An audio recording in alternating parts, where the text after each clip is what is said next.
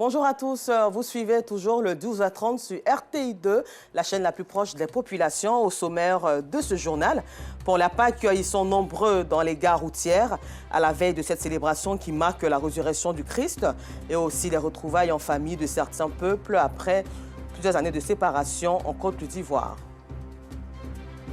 Et puis hors de chez nous, sachez que l'armée chinoise a débuté ce samedi 8 avril 2023 3 jours d'exercice de préparation au combat, ainsi que des patrouilles de police dans le détroit de Taïwan. Encore merci d'être toujours en notre compagnie sur RTI2 à la veille de la célébration de la Pâque, comme de coutume. Les gares routières sont remplies de voyageurs. Ce sont les longs files d'attente. Certains en famille, d'autres entre amis attendent pendant de longues heures, espérant retrouver les siens. Un moment propice pour les compagnies de transport qui se frottent les mains en cette célébration pascale. Notre équipe de reportage a sillonné quelques gares dans la commune d'Adjamé. Avec Joël Gosset, nous revivons tout de suite l'ambiance dans ces gares routières.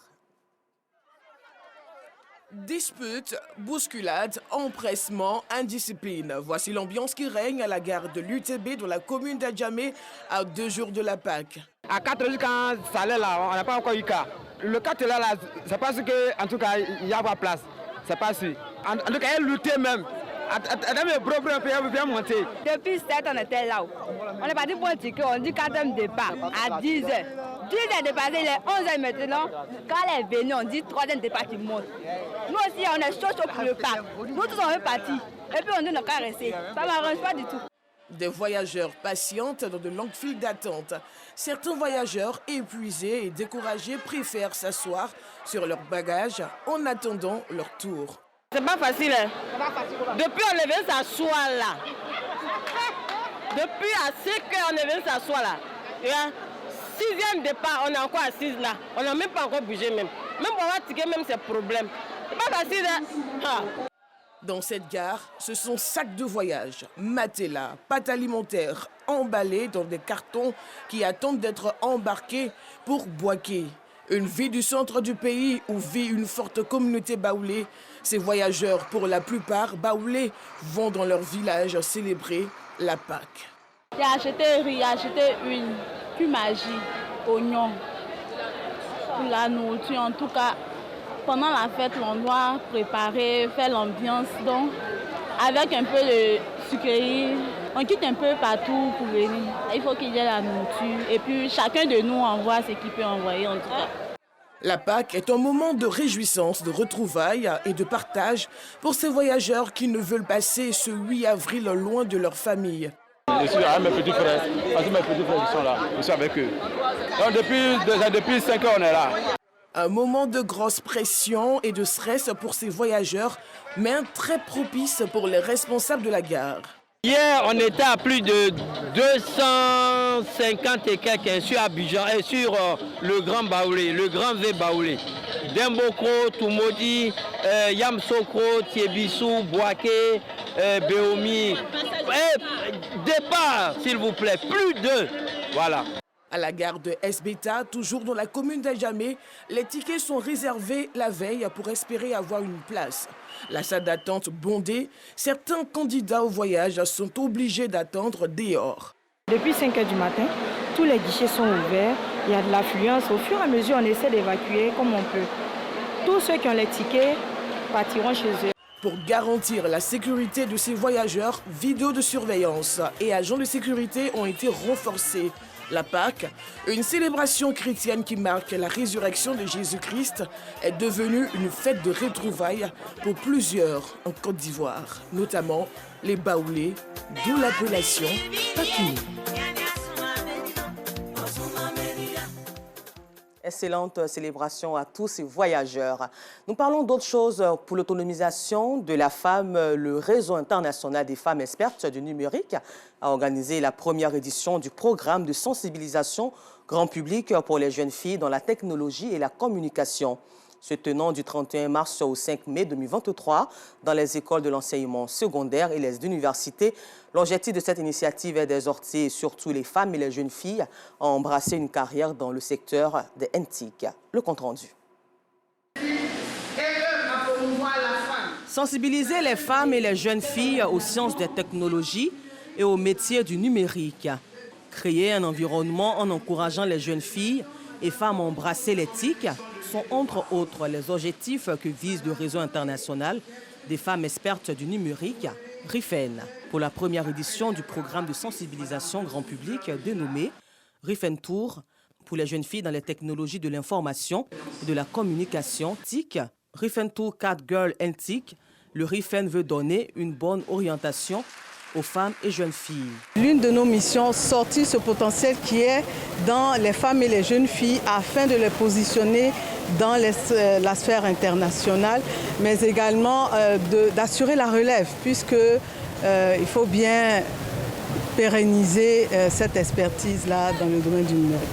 Pour la directrice générale de l'autorité de régulation des télécommunications TIC de Côte d'Ivoire, RTCI, et marraine de la cérémonie, l'heure est venue pour ces femmes et jeunes filles d'opter pour la nouvelle technologie de l'information et de la communication. Nous avons besoin de plus en plus de jeunes filles dans le secteur du numérique parce que le secteur du numérique est créateur d'emplois et peut vraiment permettre aux jeunes filles de s'épanouir. D'inspirer les jeunes filles pour que de plus en plus elles s'insèrent dans la vie, dans les sciences et dans les études qui pourra leur permettre d'être de hauts cadres de ce pays.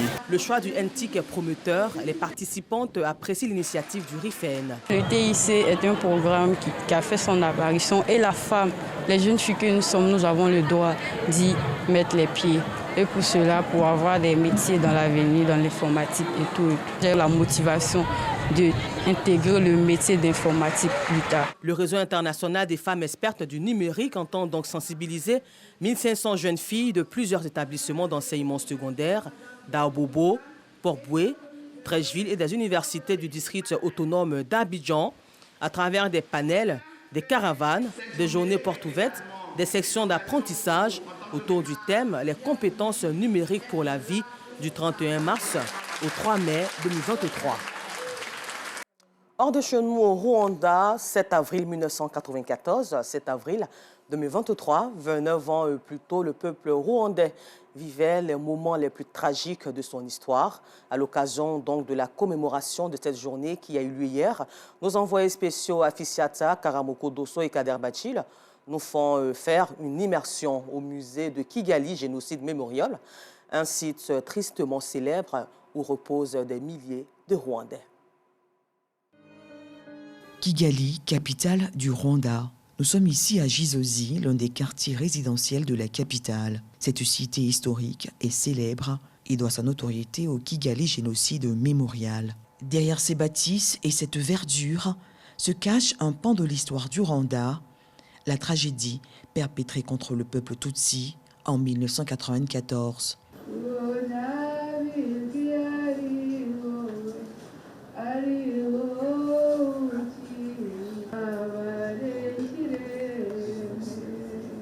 Par semaine, cet espace reçoit en moyenne plus de 500 visiteurs et cet après-midi, il accueille une délégation de journalistes du continent pour une immersion, une visite à l'occasion de la commémoration du 29e anniversaire de ces événements majeurs pour le grand peuple rwandais. Mais avant, quelques recommandations du guide.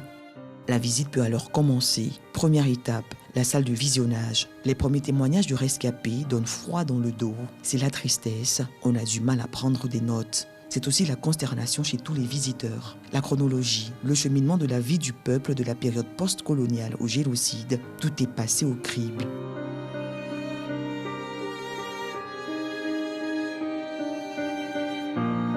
Des moments d'une extrême cruauté qui a déchiré le peuple rwandais. Que d'émotions. Dans un style propre à lui, le guide arrive à capter l'attention de ses hôtes du jour. Il faut immortaliser l'instant. Loin des caméras, James, militant farouche pour la paix dans le monde, a quitté son Nigeria natal pour s'imprégner de l'histoire du génocide. Il est sans voix.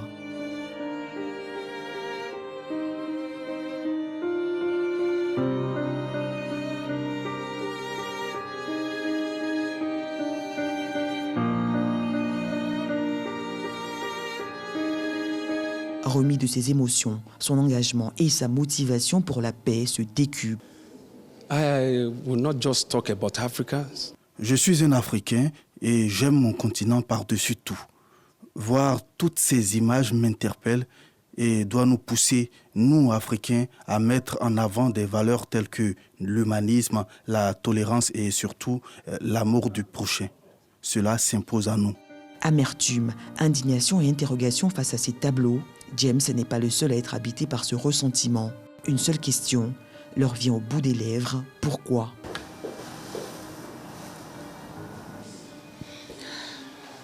Oui. C'est insoutenable. Parce que quand on se met à la place de ces mères, on ne peut même pas. C'est trop dur. Children, innocent children. Des enfants, des innocents, l'espoir de demain. Qu'ont-ils fait pour mériter tout cela? C'est difficile. Rien ne peut expliquer ce mal à ces bébés. Rien. Je suis profondément attristée. Vraiment attristée. Au terme de la visite, journalistes et guides font mine grise. Pendant cette visite, on a entendu le témoignage du guide qui a parlé à un moment du rôle que les médias ont joué pendant ce génocide. Et je me sens responsable de l'outil de l'information et de la communication qui est entre mes mains, me disant que ça peut agir pour le bien et agir pour le mal. Oui, c'est notre histoire comme un pays, c'est notre vie aussi comme sur les survivants du génocide. On a accepté ça, mais on ne peut pas oublier l'histoire, mais on est ici comme témoin clair pour témoigner ce qui s'est passé, pour faciliter aussi autres communautés à ne pas tomber dans les mêmes élèves. Le Kigali Génocide Mémorial a été créé en 2004. Il est le premier et plus grand complexe mémorial au pays des 1000 collines, avec les restes de plus de 250 000 personnes inhumées. Inauguré lors de la commémoration du 10e anniversaire du génocide perpétré contre les Tutsis en 1994, ce site marque la volonté du Rwanda d'éduquer non seulement les populations sur les méfaits de la guerre, mais surtout d'ouvrir une nouvelle page de son histoire avec l'espérance d'une vie où le sourire devient le maître mot. Surtout, rappelons que le génocide perpétré contre les Tutsis aura occasionné plus d'1 million de victimes. Et cette commémoration s'étendra sur 100 jours durant lesquels nous vous proposerons des sujets sur le Rwanda, le pays des 1000 collines. Retour en Côte d'Ivoire, toujours concernant cette fête de la Pâque. C'est la panique dans les gares de la compagnie de transport routière UTB, Union des transporteurs de Boaké. Les chauffeurs de cars font une grève. Ils réclament une augmentation depuis belle lurette, une revendication qui n'a pas été prise en compte. Ils ont donc choisi ce jour de la veille de la fête de la Pâque où il y a une forte affluence dans l'objectif de faire entendre leur voix. Le constat de Aïcha Sanogo et Clément Boko dans cette gare routière.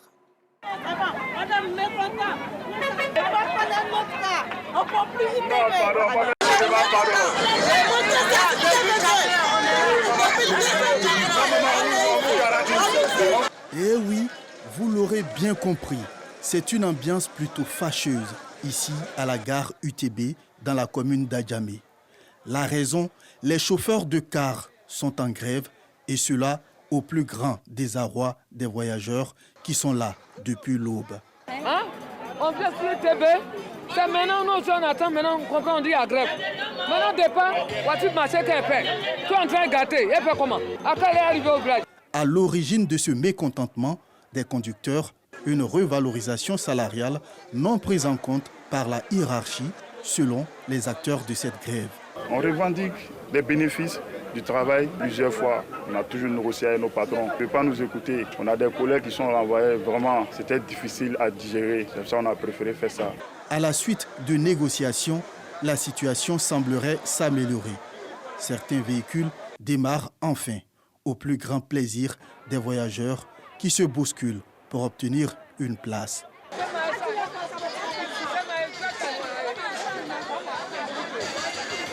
Certains passagers restent encore sur les nerfs malgré le début des embarquements. Ils expriment leur ras-le-bol. UTB n'est plus à la page. Habituellement, quand on vient là, l'heure c'est l'heure. Depuis le matin, nous sommes ici. Depuis 4 heures du matin, on est là, on attend. On a payé de nous rembourser nos tickets, notre argent pour qu'on puisse aller emprunter ailleurs. Ils ne veulent pas. Et depuis là, on est là, on souffre. Mais pourquoi? On ne veut plus jamais ça à la gare UTB. Pour d'autres passagers, c'est la délivrance. Je viens d'avoir mon ticket pour Toumoudi et je suis très content. Parce que je sais que quand je vais descendre, mon plat d'agouti, avec un vin à côté, c'est tout ça qui est la Pâques. Sur la situation, les responsables de la compagnie n'ont pas voulu répondre à notre demande d'interview. D'ici là, certains passagers, eux, attendent encore, espérant prendre place à bord d'un véhicule afin de passer la Pâques en famille. Et pour terminer, nous vous le disions en titre, en Chine, l'armée chinoise a débuté ce samedi 8 avril 2023, 3 jours d'exercice de préparation au combat ainsi que des patrouilles de police dans le détroit de Taïwan sur fond de tensions suite à un rapprochement entre les autorités taïwanaises et les États-Unis.